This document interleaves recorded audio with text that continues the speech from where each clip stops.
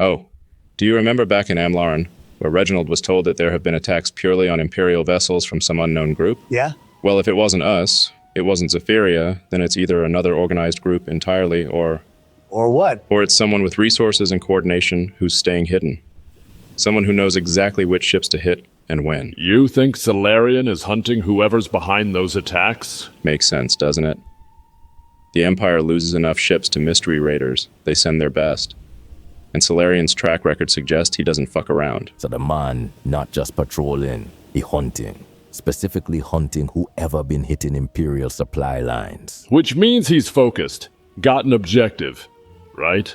Not just randomly engaging anyone he sees. Unless you get in his way, like those Zephyrian ships did. So the question is, are we in his way? Or are we just another ship he'll ignore if we don't look like a threat? Oh, I strongly doubt he will ignore us, Thalmoon. If he sees a ship on the open, he's going to investigate no matter what, I'd assume. But he engaged the Zephyrian fleet. Why? Xerion didn't know. That's precisely my point. He saw a large group, fucked them up first, asked questions later. It's a win-win for him. Either they're the raiders he's hunting, or they're just pirates he's cleared from Imperial waters. They're not Imperial ships, so either they're hostile or they're in his way. From what we saw, they weren't wearing Zephyrian markings, were they? Probably to stay anonymous while raiding. Well, that worked against them there, it seems. Although, would he have spared them if he knew they were Zephyrian? Good question. Does an Imperial Admiral care about starting a diplomatic incident? Based on everything we've heard, I doubt it. Either way, he's in these waters. Thalmoon, you were the one who figured it out. You should be the one to tell Diego. Right. Why exactly? It just seemed like a nice thing to do. You know, give you some responsibility. I don't know if giving me responsibility is a good thing. That's a concerning amount of self-awareness. I'm very in touch with my limitations. Your limitation is telling a sea captain that a floating death god is hunting us. When you phrase it like that, yes. Absolutely. That's my limitation. So... Look, just go tell Diego that there's a terrifying admiral who can sink ships with his mind hunting these waters. How hard can that be? You're literally describing the most stressful conversation possible. Fine. You want me to do it? No, I'll do it. But if I have a panic attack, that's on you. Just go tell him before the storm's hand shows up and kills us all while we're standing here. Fine. Joe, I'll wait until I next see the door open. Then I go in and tell Diego what I learned. Perfect. So you're standing outside Diego's cabin, waiting. You can hear muffled voices inside. Diego asking questions. A prisoner answering nervously. About 10 minutes pass. The ship creaks beneath you. Sailors walk by, giving you curious glances. Then the door opens and Garrett emerges with a prisoner. Looks like a younger guy, maybe mid-20s. Eyes red like he's been crying. Thalmoon. Garrett, is the captain available? He's between interviews right now. Got maybe 5 minutes before I bring the next one up. Perfect. That's all I need. Garrett nods and heads off with the prisoner toward the hold. The cabin door's still slightly ajar. What do you want to do? I knock and enter. You knock once and push the door open. Diego's cabin is small but organized. Maps spread across the desk, a hammock in the corner, weapons mounted on the wall. Diego's sitting at his desk, rubbing his temples, looking exhausted. He glances up as you enter. Thalmoon, everything okay? Not exactly. We have a problem. A big one. Diego studies your face for a long moment. Whatever he sees there makes him straighten up, fatigue dropping away as his focus sharpens. How big? Joe, can you just, recap it for me? Just tell Diego what I learned. That's not how D&D works. You need to role-play it. Oh, don't bullshit me, Joe. I've seen Critical Role in Dimension 20, and they do it all the time for brevity. Sure they do, but you're new to the game, so it'll be good for you to find your RP legs. I've been playing for many a year. And you still need to do this. Now talk to Diego. Fine. Joe, I take a deep breath and just... Admiral Cyrus Solarian the Storm's hand is in these waters hunting ships that look like ours. He destroyed 8 Zephyrian vessels 2 weeks ago with just gestures, no cannons, ships cracked in half and sank in minutes, 1 survivor per ship. All told the same story. My source is Xerion, son of Zeran Mar. Morelis, high nobility, no reason to. Lie bond over, confirm the stories aren't exaggerated. We think he might have an Eterion. Tronald tried to verify with Cassia, but she doesn't know her own family tree because bastard reasons. And we're probably all going to die if we see his ship, the Maw of Solis, which is a dreadnought-class vessel. Any questions? Diego just stares at you, like he's trying to process what just happened to his ears. What? I said, Admiral Cyrus Solari in the Storms, hand us in these waters, Oh, honey. no, I heard you. How did you say all that in one breath? Panic gives me superpowers. Give me a persuasion check to see if Diego actually absorbed any of that. That's, 19. Okay, with a 19, somehow, despite delivering that information like an auctioneer on cocaine, Diego actually understood most of it. He's rubbing his temples again. So, Admiral Solarian, Storm's hand, hunts ships, destroys them with magic, possibly has an Eterion in these waters hunting us. Yes, see? You got it! And your source is reliable? Zerion, son of a Zeran Mar, high nobility. Embarrassed to admit his fleet got destroyed, so no reason to lie. Fuck! Diego pushes off from the desk and starts pacing. 3 steps to the window, 3 steps back. If he's hunting organized raiders attacking Imperial vessels, and we're on board a fully kitted out ship, We look exactly like his target. Yes. Diego stops pacing and looks directly at you. thank you for bringing this to me immediately. This changes everything. Double lookouts, full vigilance. If anyone spots a ship on the horizon, I want to know straight away. What about continuing the search for Reeves? We continue, but if we see the Maw of Solace, we run. No heroics, no curiosity. We run with every scrap of sail we can muster and pray it's enough. Understood? You don't doubt what I said at all? No, I'm familiar with the man you speak of. Now, is that understood? Understood. Dismissed. And Thalmoon, good work. Knowing what's hunting us might just save our lives. Also, maybe take a breath next time. Gotcha. I exit the cabin, Joe, and go tell Tronald and Saxy what just happened. And I swear to God, Joe, don't make me RP that too. Nah, don't worry about it. We can summarize that. You're a cheeky boy, Joseph. So, you exit the cabin and go tell Saxy and Tronald everything. Then, over the next hour, you watch Diego work. He doesn't make an announcement, doesn't gather everyone. Instead, he moves through the ship systematically, pulling aside Garrett, then Bondover, then Erasmus at the helm, then Cook, then Elric.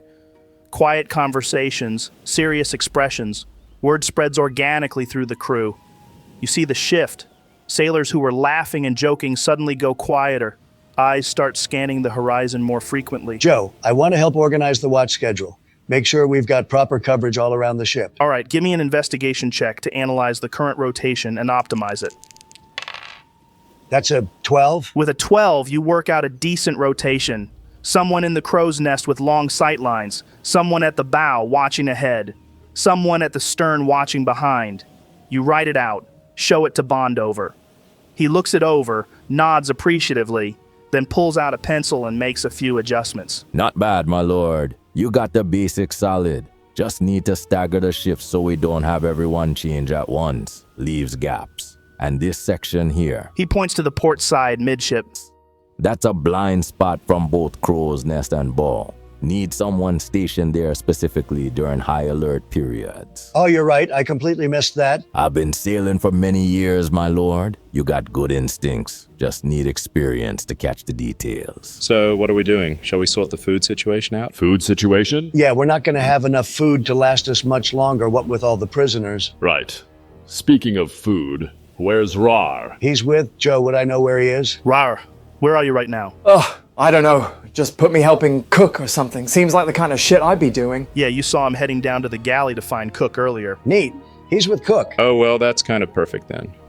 Should we head down, lay out the plan for Cook, and let him know how we're going to resolve this situation? Yeah, I'll head down. If you want to start gathering the rest of the crew or whatever we need. Sure, me and Thalmoon will handle that. Wait, what exactly are we gathering people for? Epic magical fishing operation.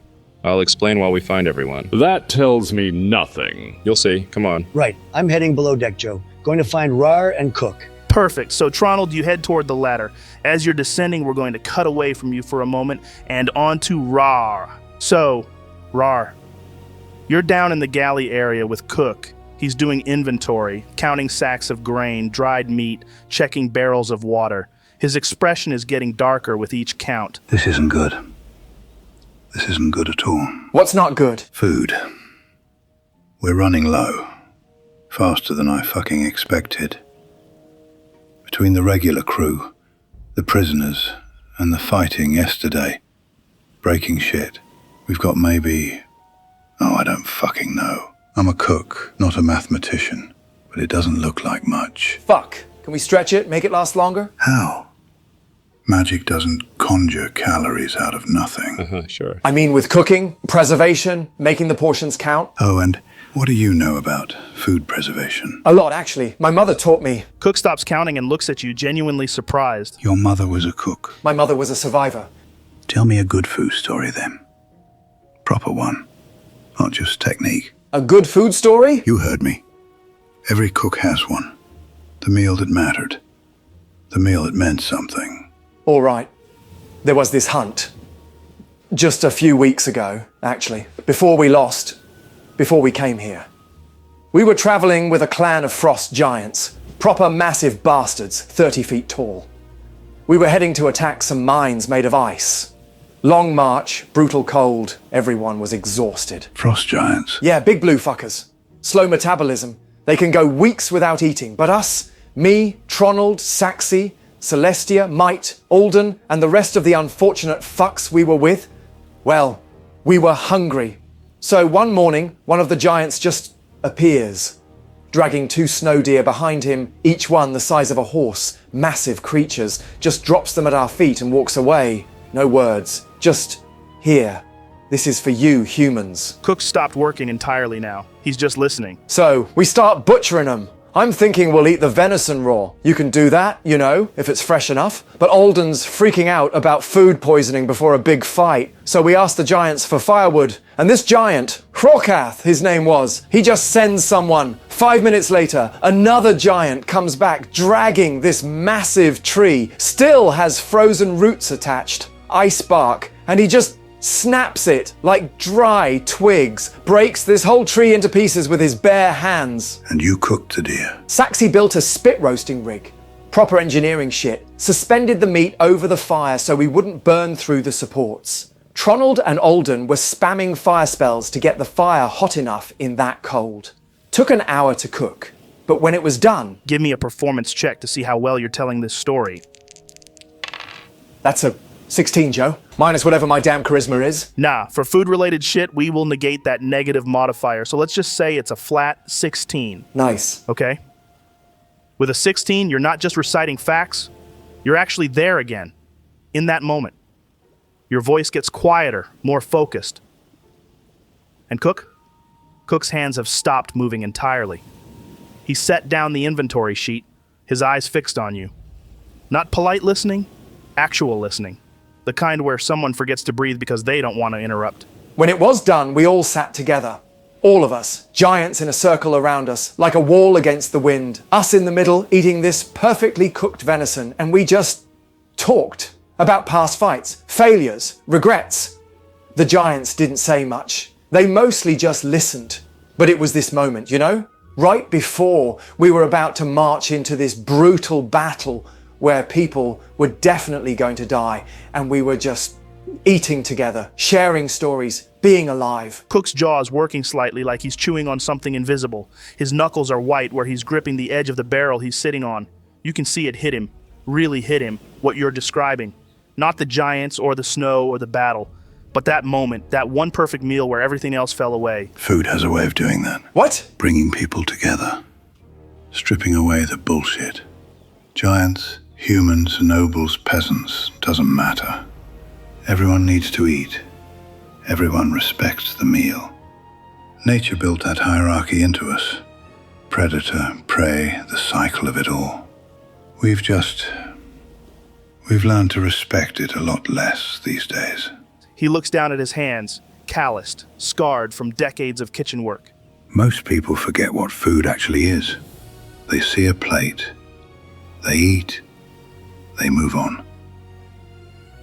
But food, real food, it's life traded for life. That deer gave everything so you could keep going. The giants knew that. They honored it by giving it to you. You honored it by cooking it right, by sharing it, by making it matter. Yeah, exactly. That's what separates us from animals, barbarian.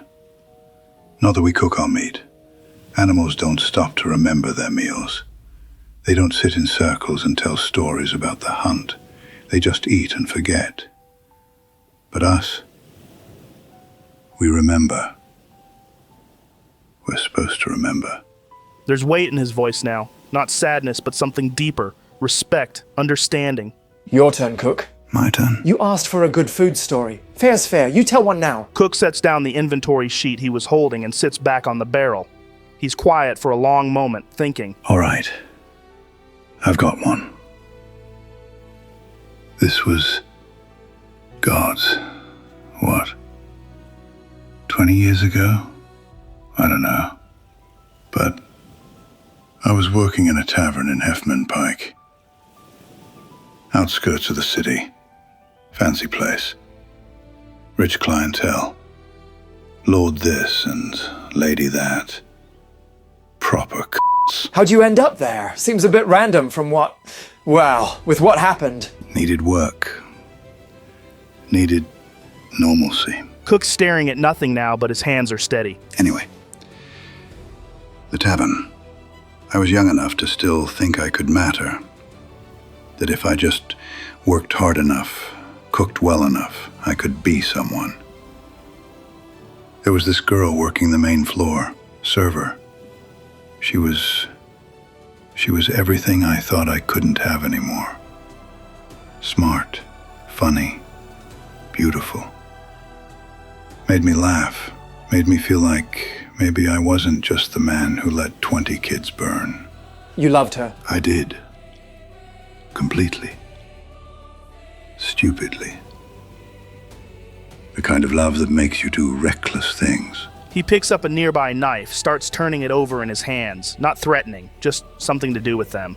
You ever loved anyone, barbarian? Oh yeah, my mum, my dad. Not family, you thick cunt. Oh, well, yeah. I mean, I love Tronald. Romantic. I'm talking about romantic love. A woman. Or man. I don't give a shit which. Oh no, I'm not gay. Someone who makes you fucking stupid. Oh, right, like fucking? It's more than just sticking your cock in someone. It's when you do anything for them. Stupid things. Reckless things. Things that get you killed. Oh, no, definitely not. Sounds like a fucking nightmare, honestly. Cook actually laughs at that, a real laugh, rough and short. He's shaking his head. Smart man. Keep it that way. Why? What happened with yours? The laugh dies, just gone. Cook's face goes cold and hard. One day she tells me her father's sick. Really sick. Can't afford medicine. She's crying, desperate. And I'm thinking, here it is. Here's my chance to save someone. To not fail. So I tell her I'll help. I'll make something special for the tavern owner. Impress him. Get a raise. Help her pay for the medicine. That's good of you. Is it? Because what I did next wasn't good. I spent 3 days preparing this meal. Used ingredients I wasn't supposed to touch. Expensive stuff. Imported spices, aged meats. Broke into the storage at night. Stole from the man who gave me work. Made this incredible feast. 7 courses. Everything perfect. Presented it to the tavern owner like it was for a king. He liked it? He loved it. Best meal he'd ever eaten, he said. Called me a genius. Called me an artist. Then he asked me how much it cost to make. Cook's jaw tightens. I told him. Then he fired me on the spot. Used ingredients worth 3 months of my wages without permission. Didn't matter that the meal was perfect. Didn't matter that I was trying to save someone. I stole. I broke trust. So I was out. No reference. No final pay. Just gone. And the girl? Her father died 2 weeks later. She left the city. I never saw her again. Never even got to say goodbye. Never got to tell her. I tried. There's a heavy silence. Cook sets the knife down carefully, precisely. I learned something that day, Raarh. Actually, I learned it before, too. Once when the orphanage burned. Once when she left. You can't save people by caring about them. Caring makes you reckless. Makes you break rules. Makes you think you matter more than you do. And when you fail, because you will fail, it destroys you. That's a shit way to live. Maybe. But I'm still alive. Those 20 kids aren't. Her father isn't. And maybe if I'd cared less, tried less, I wouldn't have failed them. No, maybe you wouldn't have. But they'd have still died. The only difference being that they'd have died thinking you never gave a fuck about them. Cook freezes, just completely still. His jaw works like he's about to say something, but nothing comes out. You hit him hard with that one, right in the part of himself he's been trying to bury for 20 years. Get the fuck out of my galley. Cook. I said get out. He pushes your chest, Raarh, hard, not playful, aggressive. Whoa! You don't get to. You can't just. He shoves you again, harder this time. His face is red, jaw clenched so tight you can see the muscles working. Those kids trusted me. She trusted me. And I failed them. I failed them! Fucking hell, Cook! Listen to me! No! He swings at you. That's only a 14 to hit. Misses. I dodge. You lean back, the punch whistles past your face. Cook's off balance, stumbling forward. You're wrong! You have to be wrong. He's swinging again, wild. Joe, I'm not giving him the chance. You hitting him back? Nah, I'm grabbing him. Give me an athletics check. That's a 21. You catch his wrists mid-swing. He tries to pull away, thrashing. You sweep his legs, controlled, careful, and take him down to the galley floor. You pin him there, your weight holding him down. Let me go. Let me. No, I'm not letting you go. Those kids died thinking I cared, and I couldn't save them. But it mattered to them. It didn't matter.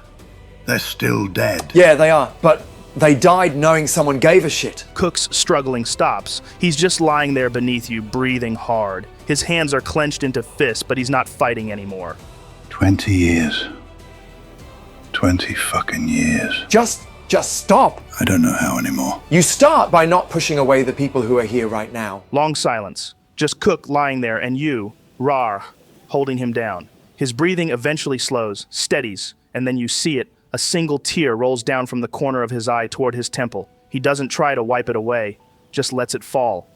You can let me up now. You done? Yeah, I'm done. I get off him, Joe. You release him and stand up. Cook stays on the floor for a moment, then slowly pushes himself to sitting. His face is flushed, that single wet track still visible on his temple. 20 years. Haven't cried about it in 20 years. Probably needed to, like, of backlog, right? There's a pause. Cook wipes his face with his sleeve.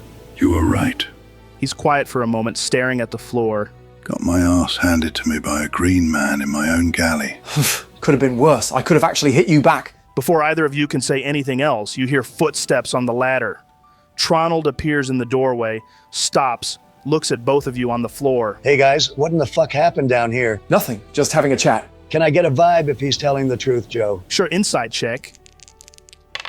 12. Roll a deception or persuasion for me, Raarh. That's a 5. Nice. So, yeah, Tronald, something's definitely up. Right. Cook, why is your face all red? Allergies. But we're in the middle of the ocean. Sea allergies. Very common. Now what do you want? I've got work to do. Yeah, what's up? I have an idea. A brilliant, possibly insane idea to solve our food problem. But I need help. Need to gather everyone. Everyone? Ripper, Mira, Elric. Oh man, not him. Yep, him. Everyone who's not actively captaining the ship, interrogating people on watch or guard duty. Is that it? We're going fishing. Fishing? Not normal fishing, magic fishing, epic fishing, the kind of fishing that'll feed everyone on this ship for a week. That's a bold claim. It's a bold plan. Come on, let's gather the crew. I'll explain on the way. I guess I follow him, Joe. I am pretty hungry. All right, so over the next 10 minutes, you gather everyone who's not busy. Right. So, here's the plan.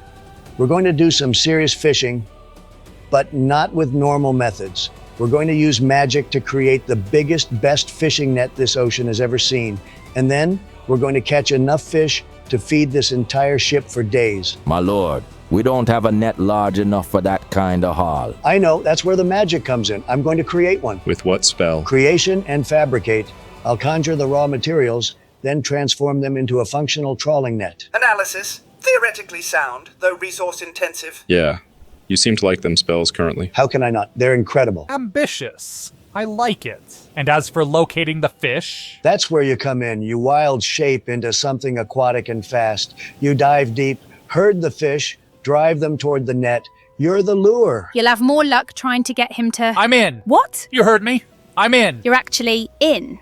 You're not just going to shrug it off. Nope. It sounds like fun, so I'm in. Amazing. So, someone needs to be hauling that bastard through the water, and I'm strong enough to do it. Well, that was my idea, but I don't want you doing it alone. You're strong, brother, but let's get Ripper, Bondover, Cook, and a few of the crew helping you as well, yeah? I mean, if you insist. But I pulled a literal boat towards me yesterday. That you did, but I wouldn't want you to pull a back muscle or anything. Fair enough. I can provide aerial support. Fly above in my armor, radio back positions.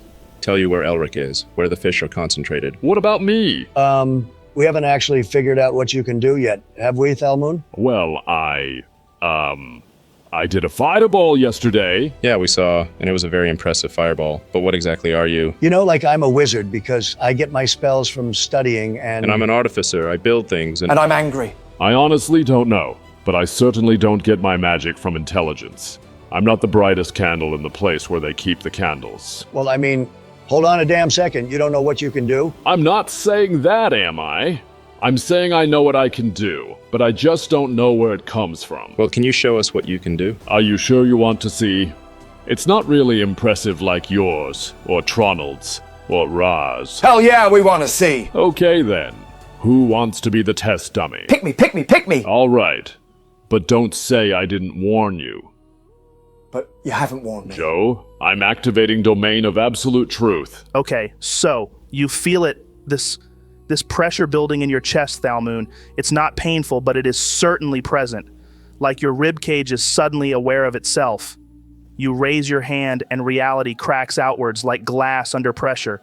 The air around you splinters into geometric shards, each one reflecting something that shouldn't be possible, angles that don't exist, colors that your eyes can't quite process, equations cascading across surfaces that weren't there a moment ago. Give me a charisma saving throw, Raarh. That's a 9. Okay. Tronald and Saxy. You're standing, watching as this thing as it expands. It's a perfect sphere, 5 feet across, and it looks so fucking weird, like staring at an optical illusion that makes your brain hurt. The surface is covered in mirrored fragments, each one showing a different version of what's inside. Recursive geometries folding in on themselves, faces appearing and disappearing, mathematical symbols flickering too fast to read. What the fuck is that? Pendleton, analysis. Dimensional barrier detected. Structural integrity, absolute. Composition, unknown. Attempting to parse mathematical foundations. Error. Equations do not resolve in standard 3-dimensional space. Warning, entry improbable. What do you mean, entry improbable? Like it's a wall of force or something. Exactly that. That's so fucking cool! Can we break through? I don't think so. Pendleton says it functions like a wall of force, but it's more than that. Raarh. Inside the sphere, everything changes. The world doesn't go dark, it goes precise. The deck beneath your feet is still wood, but too smooth, too perfect. The grain patterns form mathematical sequences when you look at them too long. The walls, yep, there are walls now. And they curve upward, becoming the ceiling, which is somehow also the floor on the other side. And your brain hurts trying to follow the geometry. What the fuck? Where are we? The lighting is wrong. There's no sun, no lanterns, but everything is brightly lit. The light comes from everywhere and nowhere, casting no shadows. It's the kind of lighting that makes you feel like you're in a painting. And covering every surface, walls, floor, ceiling, are equations. Carved into the crystalline surfaces, flowing like water, rearranging themselves. Mathematical formulas solving and resolving in real time. Thalmoon, what the fuck did you just do? You say that, and you look up, Raarh. Thalmoon's standing about 10 feet away. Behind him, you can see things, fragments, a piece of architecture that looks like it belongs in a university appearing and fading. Crystalline shards floating in the air, glowing faintly. And you blink. Was that a person? Kneeling? Translucent, like a ghost? It's gone before you can focus on it. I pulled us into my domain. Nobody can get in or out until I let them. This is really fucking weird, man. Yeah, I know. But watch this. Joe, I'm using constructed reality on Raarh. Okay, epic. So, that's another sorcery point, and it'll be a sorcery point for every round you have it activated, okay? Understood, boss man. Raarh, give me a charisma saving throw. And you make that with disadvantage because you're inside his domain. Disadvantage? Oh, that's cool. Okay. First roll is 12. Second roll is 5. Fuck. Reality blinks, like someone cut a frame out of a film. Suddenly, the domain looks even more wrong. The walls are still there, but they're layered now. You can see through them to another version of the same walls behind them and another behind that. The equations are moving faster. Thalmoon's 10 feet away, but also now, he's right next to you. Both versions exist simultaneously, and your brain is screaming trying to process it. What the fuck is happening? Okay, so there's layers. The big sphere, that's my domain of absolute truth. And inside that, I just put you in constructed reality, which is like a layer on top of the original layer. Which is weird because it feels like it's inside that layer, but it's not. Actually, I wouldn't even describe it as a layer. It's more like a perpetual fog of... That doesn't make any sense. I know. Maybe this will. Joe, I walk up and slap him. Roll for attack, and you have advantage because he's in your domain. First roll is 14. Second is 19. Hit! So that's 1 point of damage. Fucking bitch, what the fuck was that for? Demonstrating. Hold still. Fuck that. I don't like being slapped. I'm grabbing him, Joe! Give me a grapple check. That's a 19. Did you roll with disadvantage, brother? Huh? All skill and ability checks and saves get disadvantage. That's fucked. But yeah, that's an 18. Now roll me a flat d20. Why? Just do it, man. That's a 7. You lunge forward and grab. Now this should have succeeded. You know it. But nothing. You phase through him. Thalmoon's now 5 feet to your left. How? Because I control where you think I am. In here, reality works how I say it does. Joe, I slap him again. Roll with advantage. 17! Another hit. 1 more damage. He appears behind you and slaps the back of your head. Right, that's it. Joe, I punch him. Attack roll. That's a natural 18 plus. Disadvantage, brother. Fuck off, Joe! Rude. So my second roll was that's a 18 total. I cast shield, Joe. Does that fall under my constructed reality sorcery points? Oh, absolutely. That's the beauty of it. What does that mean? Don't worry about it. But I am worried about it. Right. My turn. Watch this. Joe on casting hold person. Nice. It costs 0 because of constructed reality. Raarh, wisdom saving throw with disadvantage because you're in his domain. Fuck. First roll is 10, second is 4. Your muscles lock, not paralysis. Reality itself decided you're not allowed to move. You're frozen, completely helpless. Thalmoon, when I get out... You'll kill me. Yeah. But first, Joe, I'm slapping him again. Roll with advantage because he's paralyzed and in your domain. 18. You slap Raarh so perfectly it makes an audible crack. Raarh, roll to break the hold. Wisdom save. Fucking 8. I'm going to fucking murder you. Probably. But you know what's really cool? What? Slapping him again, Joe. Roll with advantage. 17. Hit 1 more damage. Roll to break the hold, Raarh. Fail. You know, Raarh, you should really hydrate more. It's important for muscle recovery. Are you giving me life advice while slapping me? Multitasking. Joe, another slap. Roll it. 22. Another hit. 1 damage. Rolling again? Yeah. Fail. And you should stretch before heavy lifting prevents injuries. I hate you so much right now. All right. I think he gets it. Joe, I'm dropping everything. Constructed reality and domain of absolute truth. The sphere collapses. Raarh, you can see the outside world again. What the hell just happened? He slapped me like 7 times and froze me and gave me health advice. In 2 seconds? What the hell are you talking about? That was more like 40 seconds. Bullshit. Close enough. Thalmoon trapped you in a pocket dimension, froze you with magic, and slapped you 7 times while time moved differently inside? Yes! Fucking nice work, little construct. I knew you had it in you. Thanks, Whipper. Don't encourage him. So let me get this straight, lad. You can trap people in a sphere, freeze time inside it, and beat the piss out of them while they're helpless? Well, I wouldn't say helpless. More like strategically disadvantaged. Fascinating. The dimensional manipulation alone suggests a connection to... Master, perhaps we should focus on the fishing expedition? No, hold on. Thalmoon, explain this to me properly. What exactly are your mechanics? My mechanics? Yeah, like how does this work? The sphere thing, the free spells, the whatever that was. Oh, right. So the sphere is called Domain of Absolute Truth. It costs 5 sorcery points, lasts up to a minute, and I can pull 1 person in with me right now. As I get stronger, I'll be able to take more people. And nobody can get in or out. It's like a wall of force, but better. And inside? Inside, I get advantage on all my spell attacks, and you get disadvantage on saves against my spells. It's my space, you know? Reality works how I say it does in there. What about the whole seeing you in multiple places thing? And the free spells? Oh, that's constructed reality.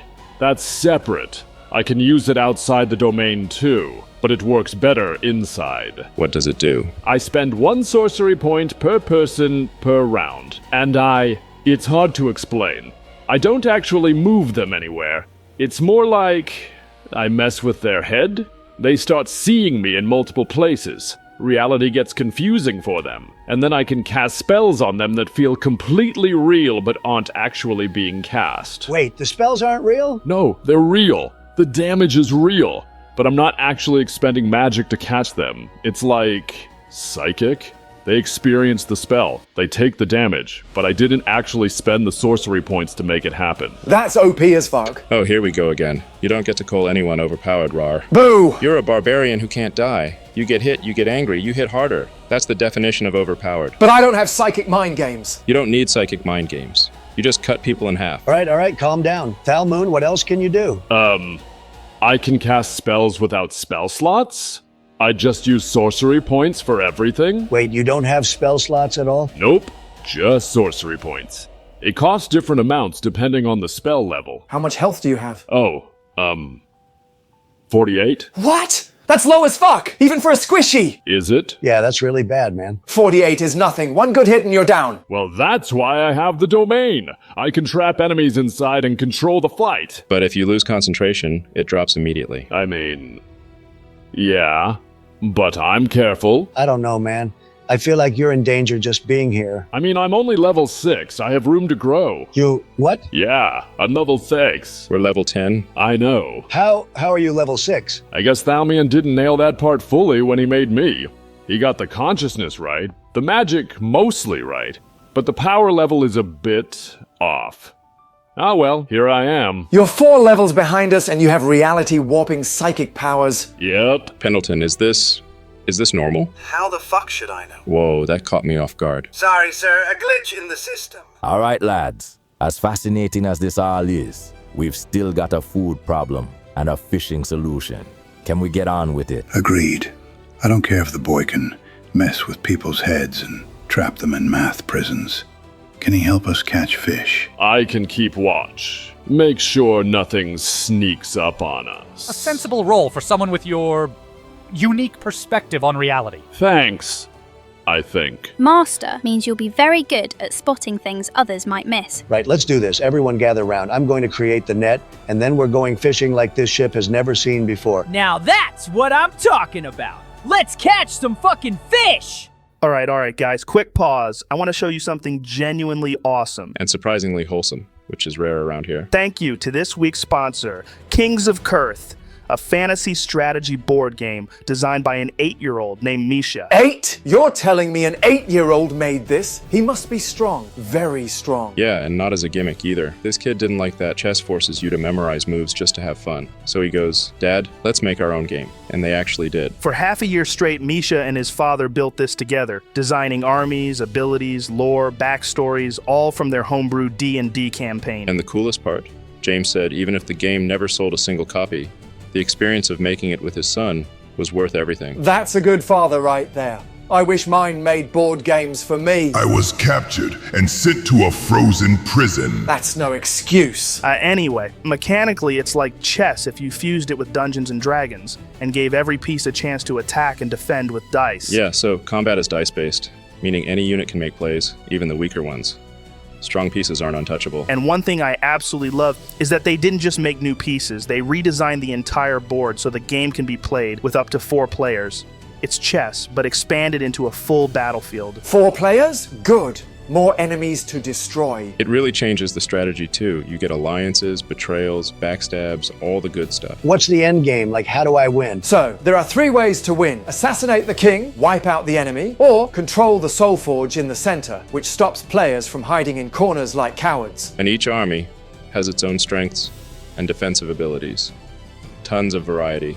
But not the annoying kind where you have to relearn the whole game every time you switch. This is giving me Total War Warhammer vibes. Yeah, I see that. There are 8 factions so far, each tied to their D&D campaign. Some are player characters, some are villains. In the art, they worked with Randall Hampton and Eldritch Foundry, so it looks fantastic.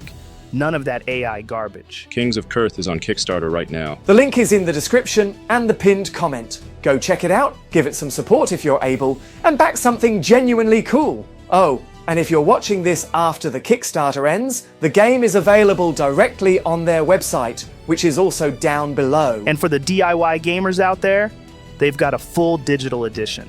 You get the whole game instantly, no shipping, and you can print, scale, tweak, and customize every single piece. It's surprisingly fun to make the game your own. Oh, aye, don't cut me off, Joe. What now? I just wanted to say, Misha, this is one hell of a game you've made. Be proud of yourself, because Raarh is proud of you. Yeah, seriously, super impressive. Keep creating, kid. Right. Let's get back to the action. Now, let me create the net first. Everyone clear some deck space. I step back a bit, Joe. Nice. The crew also backs away, giving you maybe a 20-foot area to work with. You're standing in the center, preparing to cast. Okay then, right. I cast it at 5th level. Vegetable matter, hemp fiber. I want it compressed, tightly coiled. A single continuous thread that's basically a solid cube of rope. You raise your hands above your head, about 7 feet off the deck. Give me an Arcana check to see how precisely you can control the creation. That's a 23. Holy shit. With a 23, over the next minute, you create a perfect cube of compressed hemp. The magic swirls around your raised hands, golden light mixing with green-brown strands that appear from nothing, building up, layer upon layer. The cube materializes 10 feet above the deck, roughly 5 feet on each side, and it's dense, impossibly dense. The hemp is wound so tightly it looks almost solid. Sailors are backing up, muttering prayers. Sweet merciful gods, that's a lot of... The spell completes, the cube solidifies and drops. Shit! 5 tons. The cube plummets, 2 seconds, maybe less. Move! Get back! Crack! The cube slams into the deck like a meteor. The impact point, 5 feet square, shatters. Deck planks explode into splinters. The cube punches straight through the top layer and hits the support beams below with a sound like a cannon firing. Fucking hell! The beams are screaming. Massive wooden supports, 8 inches thick, taking 5 tons of impact force. They're cracking. Compound fractures spiderwebbing through the wood. The cube has punched through the deck and is wedged on the beams, and those beams have maybe 3 seconds before they fail completely. Fabricate. I'm casting Fabricate right now, Joe. You throw your hands toward the cube, words already spilling out, the 10-minute incantation for Fabricate, and then your brain catches up. 10 minutes, Tronald. 10 minutes! The beams crack louder. Tronald, the ship. I know I can't. It takes 10 minutes. Crack. One of the support beams splits halfway through. The cube shifts, tilting. When that beam fails, the cube drops to the next deck, and maybe the next. You could sink the ship. You have seconds. Fuck. And then something happens deep in your chest. Something wakes. Pain. blinding, splitting pain across your forehead like someone's driving a spike through your skull. Your vision whites out. The incantation you've been speaking, complex, methodical, requiring precise pronunciation and careful hand gestures, suddenly simplifies, not dumbed down, but refined. All the unnecessary complexity stripped away. 10 minutes of careful work compressed into the absolute essential core of the magic. Give me an intelligence saving throw. That's an 18. With an 18, you don't fight it. You surrender to it. And in that moment, in that single instant, you're not Tronald anymore. You're not the displaced consciousness of a man trying to be a wizard. You are Lord Tanavir, Archmage, Omnitheon, the man who bent reality to his will for centuries. The words that leave your mouth aren't the words you were speaking. They're older, more fundamental. The gestures aren't from your training. They're from his muscle memory, flowing through you like water through a channel. Tronald, no. Tanavir, you complete the spell. Not in 10 minutes, not in 1 minute, but instantly. The magic erupts from your hands in a cascade of golden light so bright that everyone on deck has to shield their eyes. The cube of hemp explodes, but not chaotically. Every strand unravels in perfect sequence, over, under, through, around, diamond patterns forming, selvage edges weaving themselves, wooden floats somehow materializing from the hemp itself, or maybe from the deck, or the air, or nowhere, integrating into the netting. But it's more than just transformation. The net knows what it needs to do. As it forms, it's already moving. Ropes shoot out to the rigging points, tying themselves in perfect maritime knots. The spread bar, a long wooden pole that appears from somewhere, positions itself to keep the net mouth open. The whole thing flows over the side of the ship like liquid, deploying into the water. Mere seconds, start to finish. Seconds, and then it's over. The golden light fades. The headache releases like a snapped rubber band. You're gasping, stumbling, and you're just Tronald again. Lord Tanavir's consciousness, whatever briefly touched you, is gone. Back to sleep. Back to wherever he lives in your head, but the net is done. Perfect. 130 by 200 feet worth, ready for use. And the deck beneath where the cube was is intact. Somehow, even though you're sure damage was already done to it. Brother, what the fuck was that? Sweet merciful gods, his eyes were gold. Did anyone else see that? His eyes went gold. Give me an Arcana check, Tronald. That's a 14. With a 14, you understand fragments. Whatever just happened, it shouldn't be possible. Fabricate has a 10-minute casting time. That's fundamental to the spell structure. You can't just speed it up, but you did.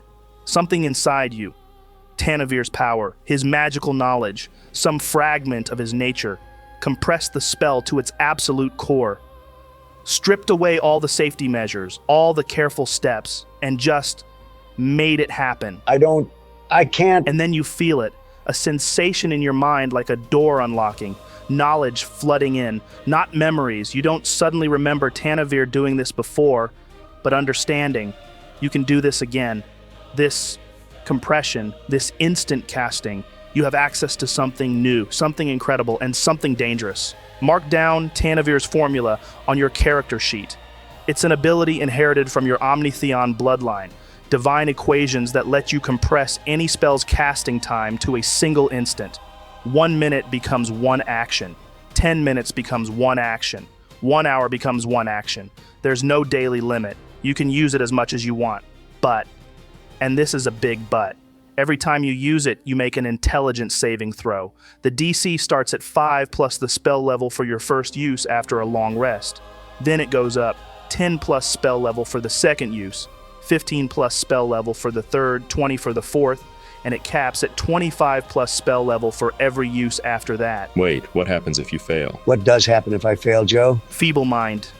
Your intelligence and charisma drop to 1. You can't speak, can't understand language, can't cast spells for 3 days, or until someone hits you with greater restoration or wish. 3 goddamn days? And during those 3 days, actually, you wouldn't know that yet. Know what? Doesn't matter. I feel like it definitely does. Well, regardless if it does or doesn't, you wouldn't know, so continue. Screw you, man. That's amazing. Master Elric, is he safe? Is this normal? Normal? No. Unprecedented? Also no. Powerful wizards often develop shortcuts through reality, but this seems less like a shortcut and more like Shared consciousness. Tanavir's skill bleeding through. Tronald, you're breathing hard. Your hands are shaking. But the net is deployed, rigged to the ship, ready for use. And nobody drowned. The ship's intact. You saved the situation, but the price of that save is now sitting in your character sheet, waiting for the next emergency. So, we're going to talk about the gold eyes, or just move on? Moving on. Definitely moving on. No, but I wanted to talk about the gold eyes. Fair enough, right. We have a net. Let's begin. So Bondover and Ripper start double-checking the net, making sure it's fully attached to the rigging points. They're working fast, testing the weight distribution. Meanwhile, Elric is stripping off his robes. Master, we've established this already. You don't need to do that. And I've told you already, it's not just about what's mandatory, but about what you're willing to do. Ugh, what? Mira, hold these. He throws what can only be described as his undergarments at Mira. She catches them with a look of absolute resignation. Please transform quickly so I don't have to see. But it's already too late. Well, almost. Elric's body is shifting before there's much to see. Not gradually, fluidly, like water taking a new shape. His form elongates, darkens, becomes sleek and powerful. Within seconds, there's a massive seal on the deck, maybe 8 feet long, easily 300 pounds of pure muscle. That's a big fucking seal. Elephant seal, Master's favorite marine form. He can hold his breath for 2 hours and dive deeper than most whales. Elric's seal barks once, waddles to the railing with surprising grace, and slides into the water with barely a splash.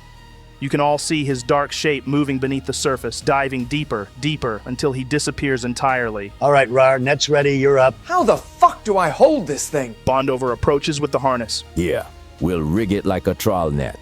Main line attaches to your harness. Spread bar keeps it open. You jump in, we pay out the net behind you, and you swim parallel to the ship while dragging it. That sounds exhausting. It is, but you're strong, and you don't have to do it for long.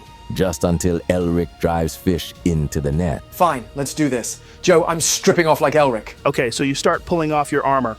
Chest plate hits the deck with a clang. Bracers, too. Bracers, greaves, belt. You're down to your pants and... Those, too. Wait, what? I'm not swimming in heavy leather pants. They'll drag me down. But surely you can keep your... No, everything. I'm going full Elric style. Okay, so you drop your pants.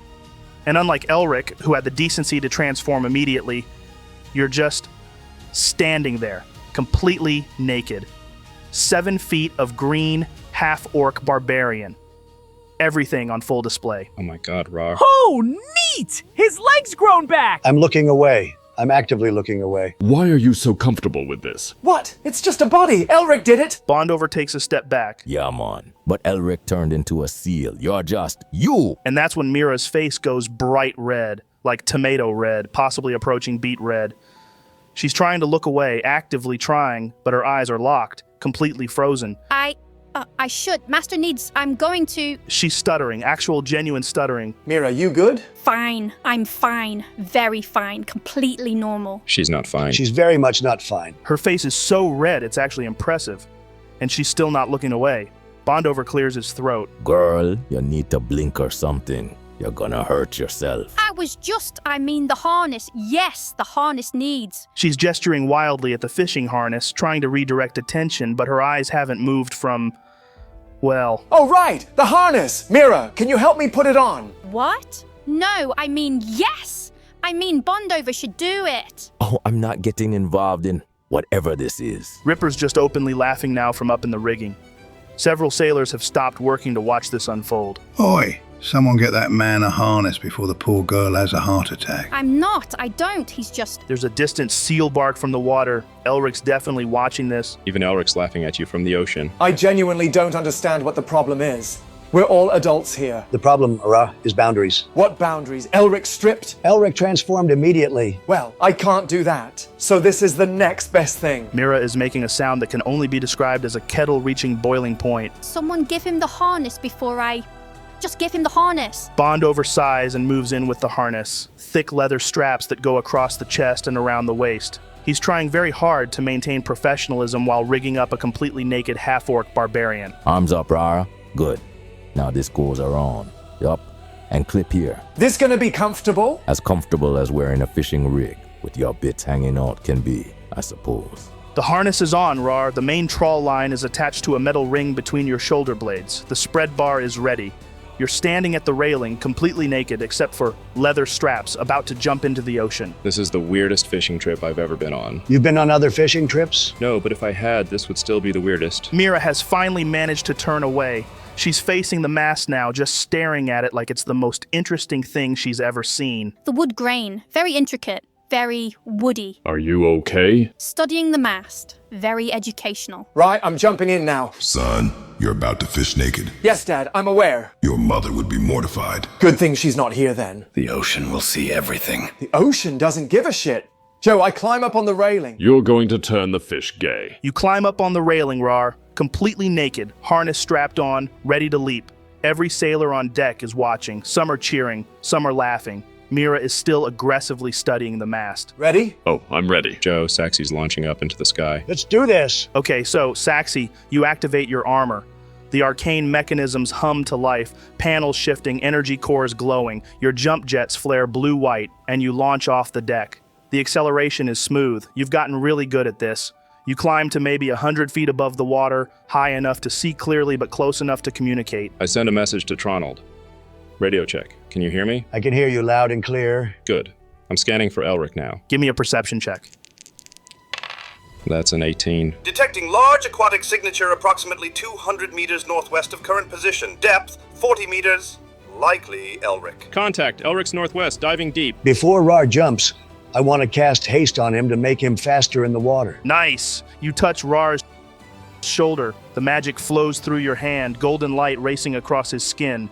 His muscles tense, reflexes sharpen, everything accelerates. He's moving faster even before he hits the water. Thanks, brother. Now, Joe, I jump in. You launch yourself off the railing. A proper dive, actually, surprisingly graceful for someone your size. You hit the water hard, the impact shocking cold despite the relatively warm air. The harness pulls tight across your chest as the net starts deploying behind you. You kick hard, getting your bearings, and start swimming. With haste pumping through your veins, every stroke feels effortless, powerful. How's the net? Is it deploying? Bondover's voice carries across the water. Deploying clean. Keep swimming. We'll pay it out as you go. Raarh, give me an athletics check to see how well you control this massive net. That's a 19! With a 19, plus haste making you faster, you're a beast in the water. Yes, the net's heavy. Yes, you're dragging a colossal spread of netting through the ocean. But you're half-orc. You're strong as hell, you're magically enhanced, and frankly, you don't really give a shit about what shouldn't be possible. You swim hard, powerful strokes, and the net follows smoothly. You can feel fish bumping against your legs and other parts as you pass through schools of smaller creatures. That's my boy, swimming naked through the ocean, dragging a fishing net. Your mother would be so proud. Dad, please shut up! Up above, Saxi, you're tracking everything. From your vantage point, you can see the whole scene laid out like a tactical map. Raarh is a green shape cutting through the blue water, the net spreading out behind him in a perfect arc.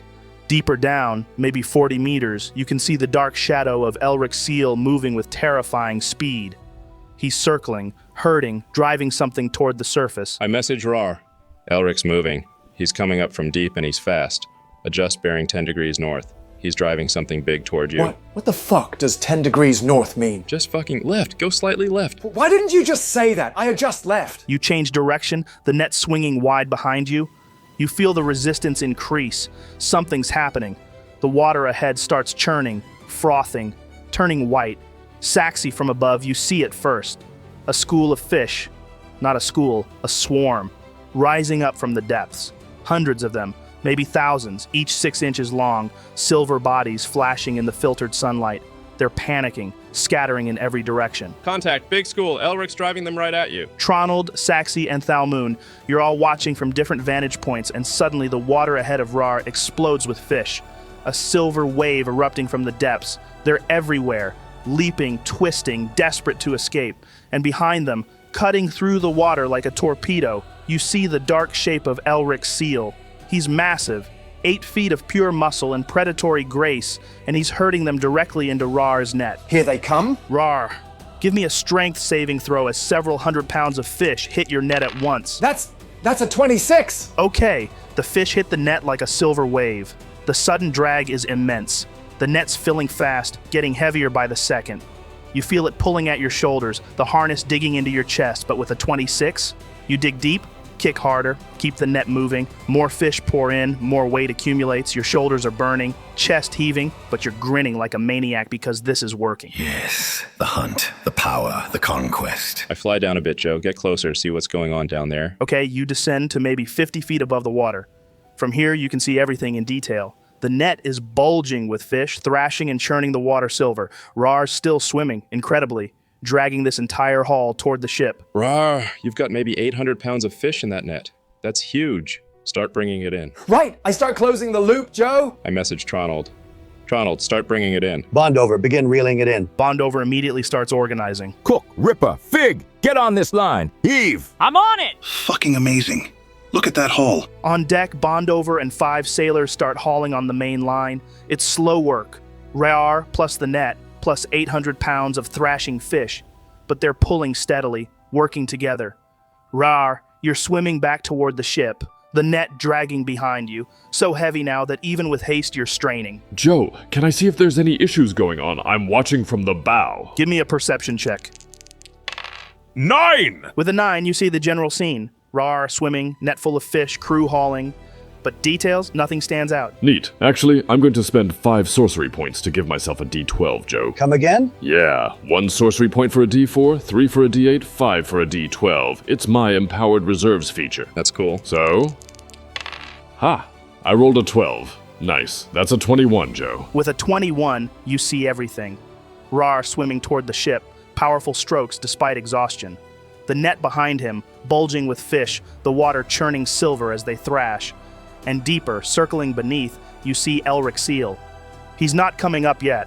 He's patrolling below, making sure nothing else is coming, protecting the haul. And then you see something else, much deeper, maybe 60, 70 meters down. Something huge moving slowly through the darker water.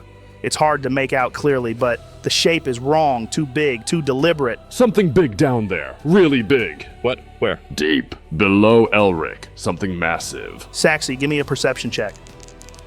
That's a 12. With a 12, you can't see it. The water's too dark, too deep, and your angle's wrong. But you trust Thalmoon. I message Elric directly. Elric, if you can hear me, come up now. Elric Seal surfaces about 50 feet from the ship, looks toward you all with those huge dark eyes, then drops his transformation in the water. He treads water easily, completely naked, completely unbothered. What's the problem? Big fishy, down there. Something huge. How huge? Really huge. You sure it's not Raarh's dingaling? It could be. He dives back under to investigate. I pop my head up on the surface. Help me get these fucking fish up on deck before they get stolen. I begin pulling on the net. Joe! Same. Okay, so now you've got Bondover's team pulling from their position. And Tronald and Thalmoon have grabbed another section of the line and are heaving together. The net's coming up, getting closer to the ship. You can see it now, absolutely packed with fish. The netting straining under the weight. Give me strength checks, Thalmoon and Tronald. 5. Natural 1. Oh, incredible. So, Tronald, you're pulling with everything you've got, but your wizard muscles are not built for this. Your hands are slipping, rope burning your palms. And Thalmoon, you pull wrong, lose your grip entirely, and almost tumble over the railing before catching yourself. Pull harder. I'm trying! The net's maybe 20 feet from the ship now. The crew is cheering, shouting encouragement, and then everything goes wrong. That huge shape Thalmoon saw. It's not investigating. It's not curious. It's hunting. From the depths, moving with terrifying speed, comes a massive shark-like creature. 25 feet long, easily 3,000 pounds, mouth open, showing rows of serrated teeth. It rises up beneath the net and its jaws close around 3/4 of the hull. Shark. Massive fucking shark. Fuck! The creature's momentum carries it upward. It breaches the surface like a missile, water exploding around it, and as it does, its teeth rip through the net. Fish scatter everywhere, some into its mouth, some falling back into the ocean, some raining down on the deck.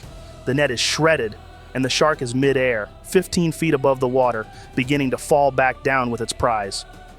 And that's when Elric Seal erupts from the water right behind it, 10 feet in the air, spinning a full 360-degree rotation, and halfway through that spin, he transforms. Not back to human. He polymorphs. The seal becomes a Tyrannosaurus Rex, midair, still spinning. That is so fucking cool! The fuck are them accents, man? And as he completes the rotation, those massive jaws, 5 feet long, lined with teeth the size of daggers, clamp down on the shark's tail section. What the fuck is going on? The T-Rex, which is Elric, and the shark crash back into the water together, a double impact that sends a wave washing over the deck. Everyone's soaked, everyone's screaming. The two massive creatures are thrashing in the water, locked together. Joe, I launch all 100 force missiles at that fish's head. Okay. You raise both arms, and your armor's weapon systems activate. 100 tiny ports open across your gauntlets, shoulders, and chest plate, and they fire, all at once. A swarm of glowing blue missiles, each the size of your thumb, screaming through the air with a sound like 100 angry wasps. They converge on the shark's head, hitting in rapid succession, thunk, thunk, thunk, thunk. 100 impacts in 2 seconds. Each one hits like a sledgehammer. The shark's skull cracks, blood blooms in the water. The creature goes limp. Elric Rex, still clamped onto its tail, gives one final shake, the way a dog shakes a rat, and then releases. The shark's corpse floats, lifeless, in a spreading cloud of red. Elric Rex paddles back toward the ship, surprisingly graceful for a dinosaur. When he reaches the hull, he drops the polymorph, transforming back to human. He's treading water, completely naked again, rubbing his ear with one finger. That was exhilarating. I'm going for a nap. Master! The shark! We need to secure the shark. You handle it. I'm tired. He climbs up the rope ladder, still naked, still completely unbothered, grabs his robes from Mira without looking at her and heads below deck. Right, the net's fucked, but we're not losing this shark. Joe, I dive back in, grab what's left of the net, and start wrapping it around the shark's body. Give me an athletics check. 17. With a 17, you manage to wrap enough of the shredded netting around the shark to give the crew something to grab onto. You're swimming around this massive corpse, tying off sections, creating makeshift handles. All right, start pulling. Everyone pull. Joe, I'm going to use my crucible ring to cast twin spell on polymorph. I target myself and Thalmoon. We both turn into giant apes. Hell yes. You touch the ring, feel the surge of power, and cast. The magic splits, flowing to both of you simultaneously. Tronald, your body explodes in size. Thalmoon, you experience the same transformation. Suddenly, you're both massive gorillas standing on the deck. Technically, I don't think I'm the right level to become a giant ape. Honestly, Thalmoon, for rule of cool, it's fine. Oh, neat. This is amazing. Pull. With 2 giant apes, Bondover's crew, and Raarh pushing from below, the shark comes up fast. It's enormous, 25 feet of dead weight, but you're hauling it like it's nothing. The corpse clears the railing and slams onto the deck with a sound like thunder. Sweet merciful gods. That's a Dreadmaw thresher. A big one. Those are rare. Must be worth. Who cares what it's worth? We're eating like kings tonight. Sailors are scrambling now, grabbing the scattered fish that made it onto the deck, throwing them in barrels, laughing and cheering. The energy is electric. You just fought a Dreadmaw thresher, hauled it aboard, and still managed to save maybe 100 pounds of smaller fish. It's not the haul you expected, but it's dramatic. I land back on deck, armor powered down. That was the most insane fishing trip I've ever seen. I drop polymorph. We both shift back to our normal forms. That was exhausting. But so cool. Did you see us? We were apes. I climb back on deck, completely naked, dripping wet, and collapse against the mast. That was a lot. She's still not looking directly at Raarh, still very focused on the mast. That's the biggest fucking thing I've ever seen. Someone get me some fucking pants. It really is. Silence for 10 seconds. Wait, what are we talking about? The shark, Mira. Yes! The shark. Obviously the shark. What else would I be? Nobody said anything.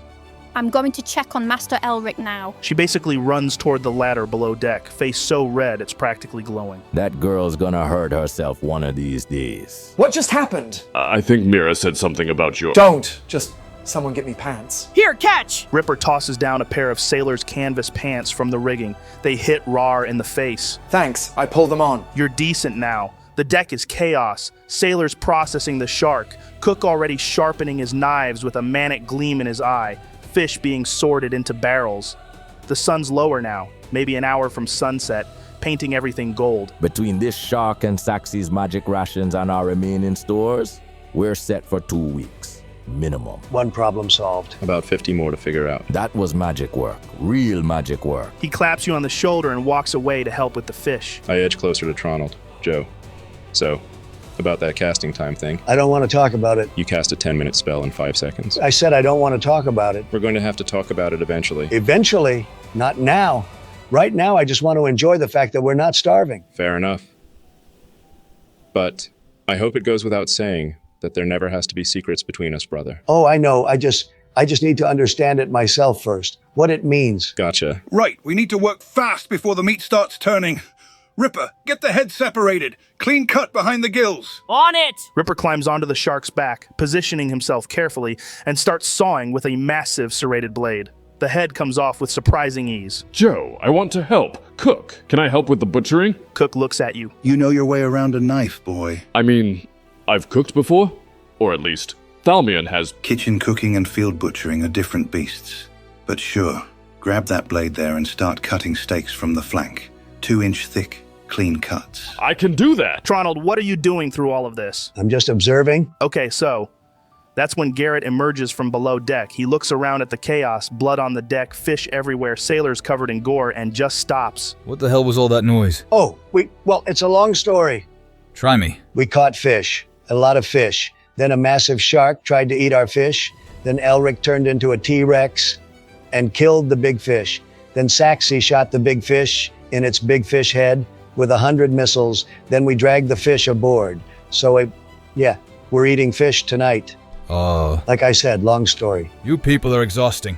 But we've got a big fish, so nobody's going hungry anymore. We'll salt it up, make it go a long way. Silver linings, eh? He walks over to inspect the fish, running his hand along its flank. Dreadmore Thresher. Haven't seen one of these in years. Meat's good, firm, dense. If Cook knows what he's doing, this'll feed us well. I always know what I'm doing. Cunt. Over the next hour, the butchering continues. Raarh, you helping with this? Oh yeah, Joe, I'm helping haul the big chunks. All right, so you, Thalmoon, and several sailors start carting massive sections of shark meat below deck to the galley.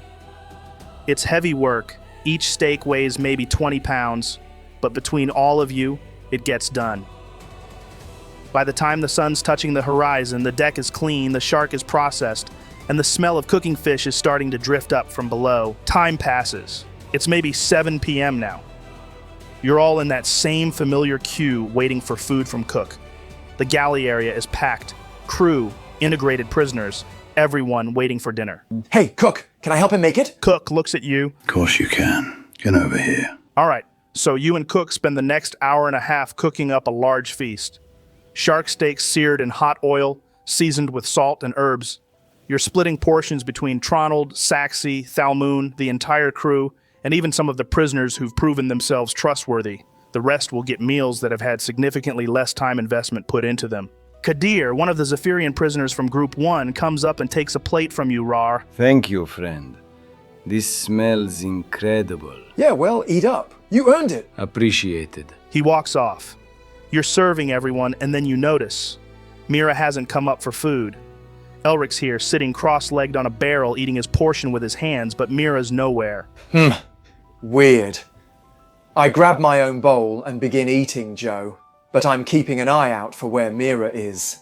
She's still not showing up. Well, I guess I just eat it as quick as I can then. You finish your meal in about 2 minutes, scarfing it down, piping hot while everyone else is eating slowly, savoring it. Right.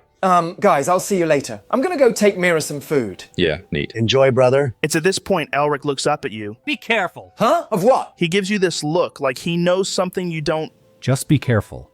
Then he goes back to eating. Right. Well, that was fucking weird. Anyway, I grab a bowl of stew and head below deck. Okay. You navigate through the ship, past crew quarters, past storage areas, down to the small cabin Elric and Mira share. I open the door. The cabin's small but organized.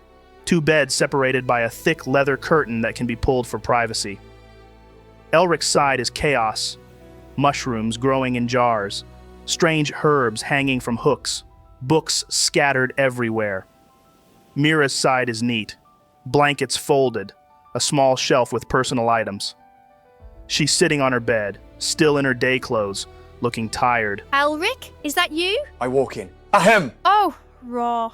I thought you were Master Elric. Brought you food, figured you hadn't eaten. She looks at the bowl in your hands, then at you. That's very kind of you. Thank you. I hand her the bowl and sit on the edge of her bed, Joe. Not too close, respectful distance. She takes the bowl, and there's this moment of silence. She's looking at the stew like she's trying to figure out what to say. I'm sorry I didn't come up for dinner. I just needed some quiet after today. It was a lot. The shark? Everything. The magic cube nearly sinking the ship. You swimming naked through the ocean. But mostly, you swimming naked through the ocean. Yeah, that was a day. She takes a small bite of the stew and you see her expression soften. This is really good. Did you make this? Cook did most of it. I just hauled meat and followed orders. Still, it's good. Another silence. She's eating slowly and you're just sitting there. Drogar's voice speaks up in your head. Son, you're terrible at this. Shut up, Dad! What? Nothing. Just internal voices. Oh, right. Your father and the other one. Nepthet Carr, yeah. Although, he's being quiet currently. Would you like me to speak? No! She sets the bowl down on a small side table and looks at you properly. Can I ask you something? Sure. Why did you bring me food? You could have just eaten and gone to bed, or stayed with the crew. Why come down here? I don't know. Noticed you weren't there. Seemed wrong. Felt wrong. That's not really an answer. I know. She's watching you now and there's something in her expression, curiosity maybe, or something deeper. You're very different from what I expected. You've already said that. Oh, yeah, I have. She's blushing again, that same red flush creeping up her neck. Okay, stop. Just stop with this red-faced shit. I what? Every time you look at me, you turn red. Every time I talk to you, you stutter. It's too much. I don't mean to. I just... Look, I'm not thick. I get it. You don't have to be in awe of me, Mira. I'm not some legendary hero. I'm a fucking mess. I've got two voices in my head arguing all the time. I've probably killed more innocent people than I have evil. I've lost everyone I've ever cared about. I'm just a guy who's good at hitting things and somehow hasn't died yet, and has been lucky enough to find people who for some reason don't want rid of me yet. She's quiet for a moment, and then she does something unexpected. She laughs, not mockingly, gently. You really don't see it, do you? See what? How incredible you are. You don't see yourself the way others do. The way I do. Mira, honestly, you don't... No, let me finish. You jumped into the ocean naked to drag a fishing net because people needed food. You helped cook dinner for a ship full of people you've only known a few days. You brought me food when you didn't have to. You're kind, Raarh. Beneath all the violence and the rage and the voices, you're kind. I don't know what to say, Joe. She's looking at you with those eyes, soft, earnest, seeing something in you that you're not sure exists, and it's terrifying. Because for the most part, for a long time, everyone you've ever cared about abandoned you. Your family, your people, your friends. And here's this girl telling you you're kind when you're fairly certain you're just broken. I'm not kind, Mira. I'm dangerous. Maybe. Maybe you're both. People around me die, Mira. That's what happens. People around everyone die eventually. That doesn't mean you stop trying. I guess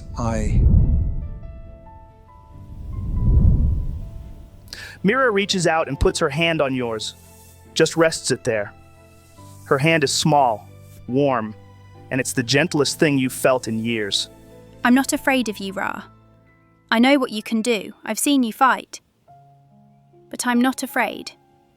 Because I see what you are, not just what you can do. I don't know. I can't. Joe, I'm just sitting there. I don't know what to say, but I don't want to leave. Like, I really don't want to leave. We don't have to say anything, you know. We can just sit here with each other. She's closer now. You're not sure when that happened, but there's maybe 6 inches between you. Her hand is still on yours. She's looking at you with that same expression, soft, unafraid. And then she speaks quietly. You know, I wanted to do this earlier. Do what? She's leaning in, slowly.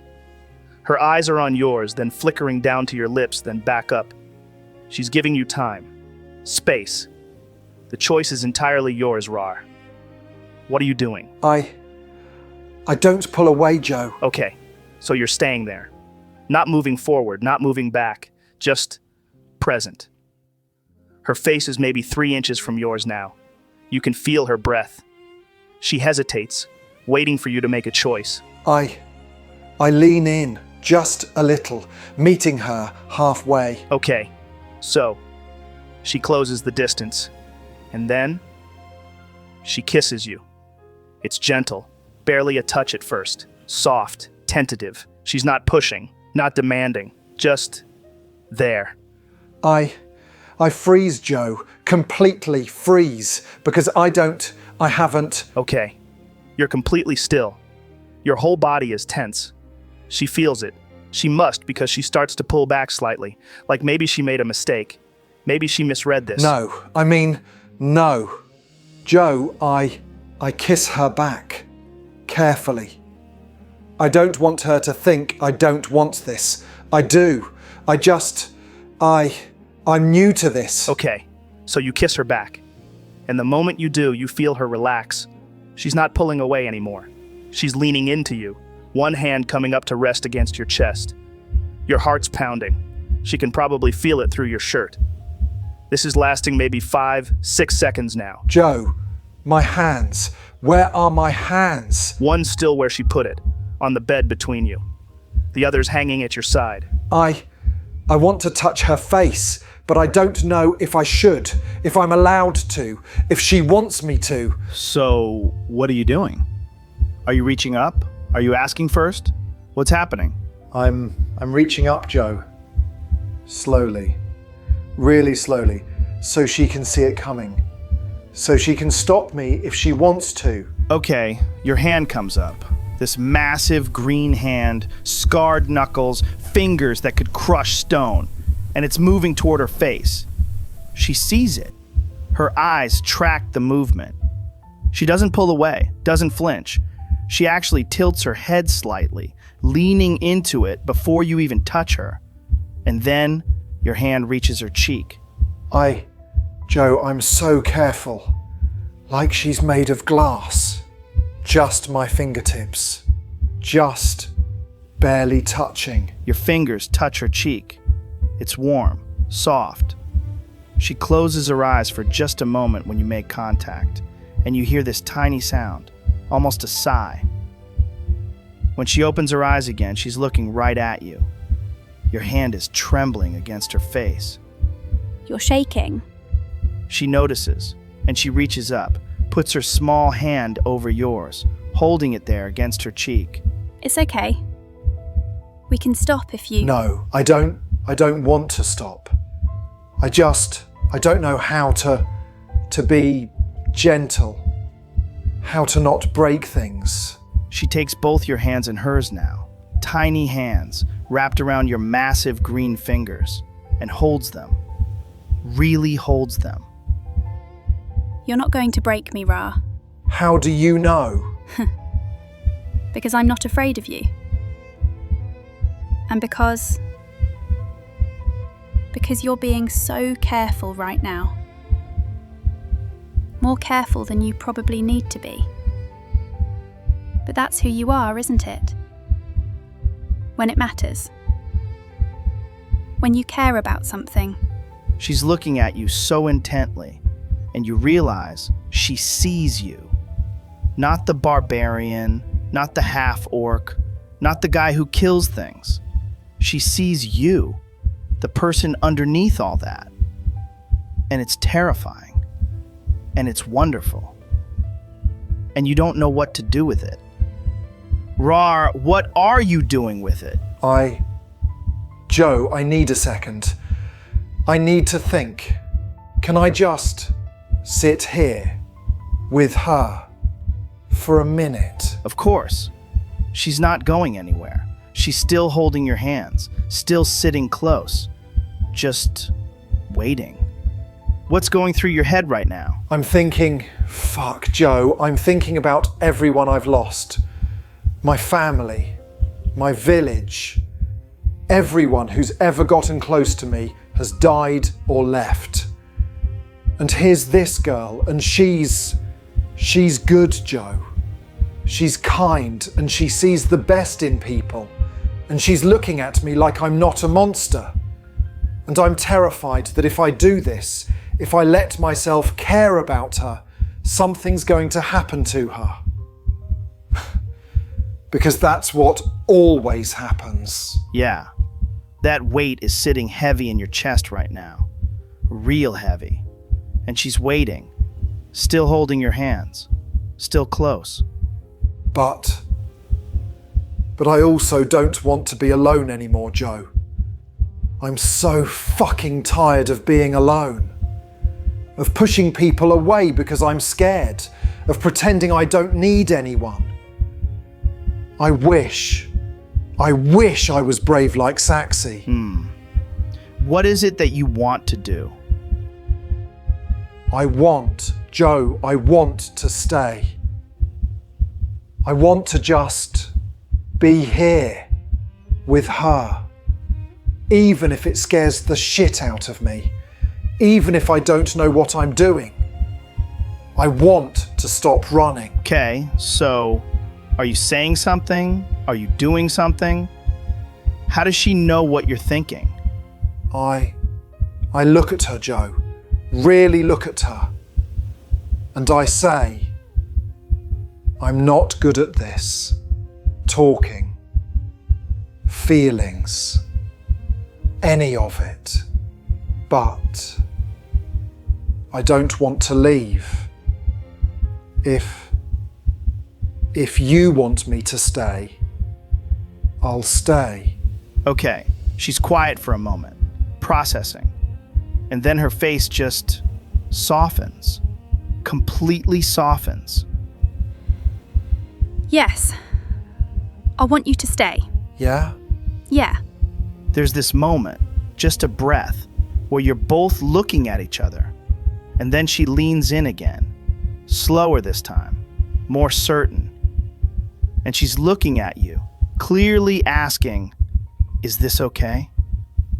I'm leaning in too, Joe. Meeting her. Okay. She kisses you again.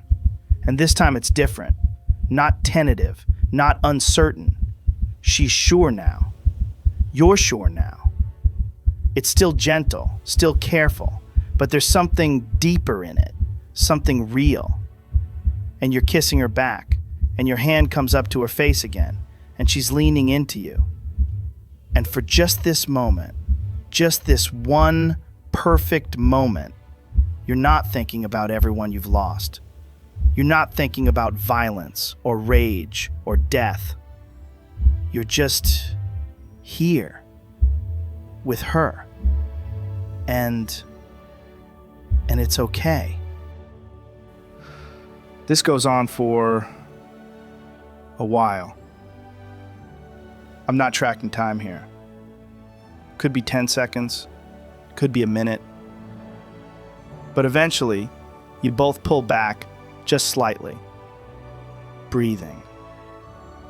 She's looking at you with this expression that's part wonder, part happiness, part something else. And you're looking back. And for once in your life, Raarh, you're not hearing your internal voices. Drogar's quiet. Nepthet Ka's quiet. It's just you, in this moment, with her. Joe. Yeah? I don't know what happens next. Well, Raarh, that's actually what I need to ask you. Because right now, you're sitting on her bed. It's late afternoon. The ship's quiet. Everyone else is probably heading to bed shortly. And you're here. With her. And she's looking at you like you're welcome to stay. So, what's your plan, buddy? My plan? Yeah. What are you doing? Are you going back to your bunk? Are you staying here? I think, Joe, I think I'm staying. If that's okay. I think I'm staying here tonight. Okay. She smiles, this small, genuine smile, and nods. So, that's where we're leaving it, Raarh. You're staying. The rest, that's between you and her and whatever happens in the privacy of this cabin. Yeah. Yeah, I'm good with that, Joe. Yeah, that was intense. God, that was intense. That was really intense. Yeah, it was. So, back to Tronald, Saxy, and Thalmoon.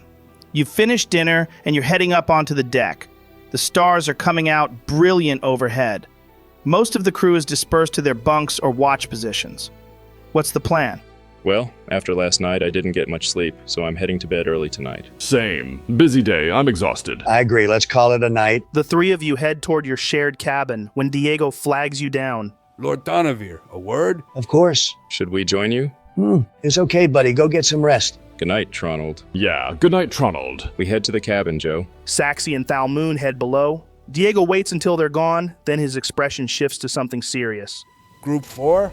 The group we can't release, can't trust, can't keep. I've finished interviewing everyone, and I've concluded who's in it, and I need to handle them tonight. Handle them? Execute them, quietly, no spectacle. I'm thinking about what you said, and, well, I'll have Garrett take them up one at a time, weight them, drop them overboard. Quick deaths, as merciful as drowning can be. There's a long silence. You asking permission or informing me? Both. You're Lord Tanavir. This is your rebellion, your mission. These men are prisoners of war captured during a battle supporting your cause. Their deaths are your responsibility as much as mine. Joe, do I believe he'd refuse to do it if I said no? Give me an insight check. That's a 17. With a 17, you're certain Diego means what he says. If you tell him not to execute the prisoners, he won't. He'll find another solution, even if it's harder, even if it's risky. He's genuinely asking for your decision, not just covering his ass politically. Who are they? The four in Group 4? Carvael Rashim, the old guard captain who believes in the system absolutely. He'll never betray his oath to the Zeren Kesh. Carvael Mazir enjoys violence and volunteers for the cruelest assignments. Vasaran Oren, the one who tortured prisoners before killing them, and Vasaran Keled, a previous pit fighter who beat a cabin boy to death for spilling water. Diego's voice is flat, factual. He's listing crimes like reading from a ledger. And just to run it through one more time, what are the downsides if we keep them? They're risks. Could escape, could turn other prisoners, could slit throats in the night. We need constant guards, constant vigilance, resources we don't have. And if we maroon them? They'd report everything. So we kill them? Yes. There's another long silence. The ship creaks. Waves lap against the hull. Stars overhead are indifferent. Has anyone seen Raarh?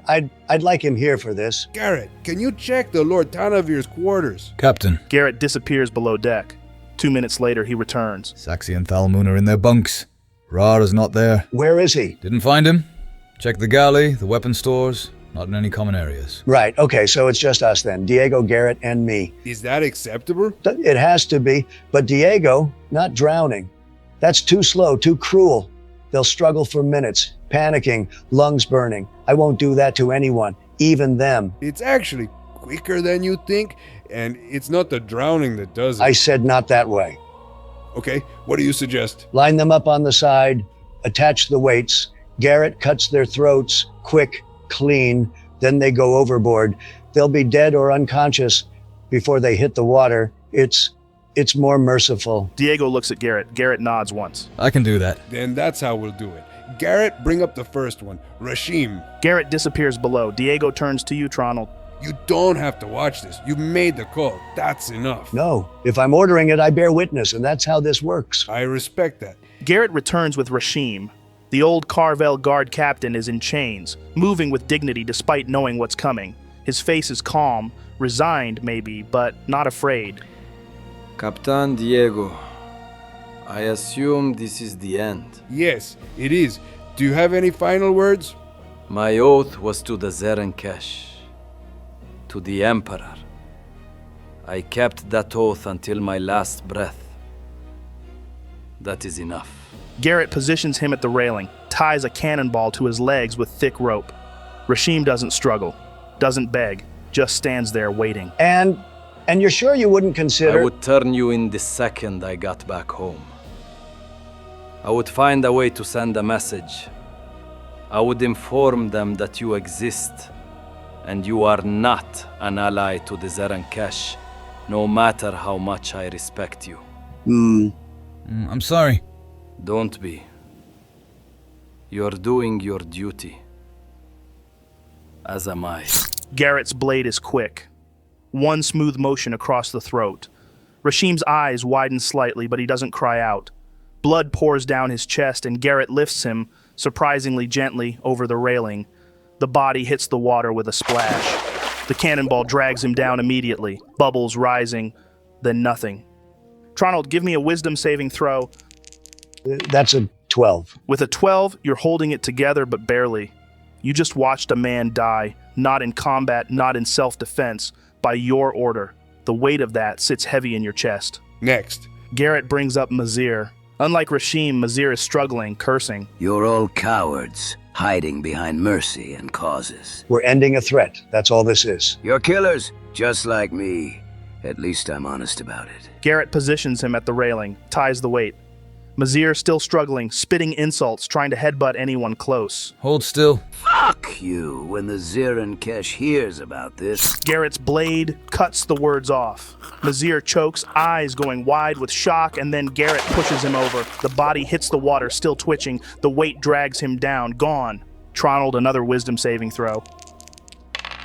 That's a 9. With a 9, it's harder this time. Mazir deserved it. You know he did. But watching a man die while cursing you, watching the light leave his eyes, it's different from combat. This is execution. Cold, calculated, necessary.